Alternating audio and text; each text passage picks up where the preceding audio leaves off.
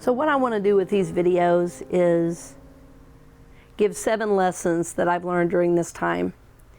And number 1 is don't get stuck in what's happening.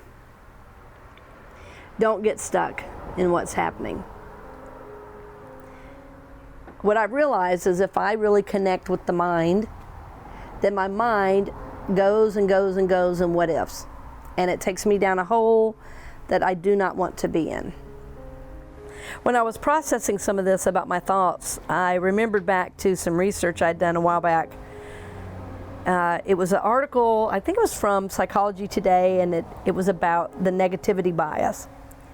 And what I learned is that the mind, the brain, looks for the problem. And it's why we're so captivated with bad news, because we want to hear what's wrong.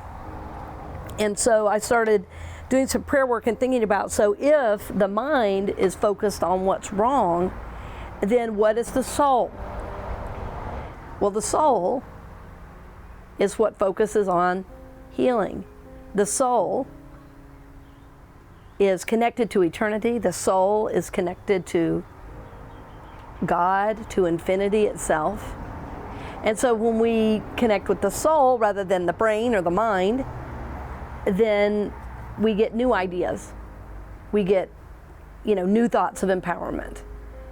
And so rather than being in the mind, which is the limited self, we contact the soul, which is our complete whole self. And this gives me a lot of hope. If I can move from my mind to my soul, it gives me hope.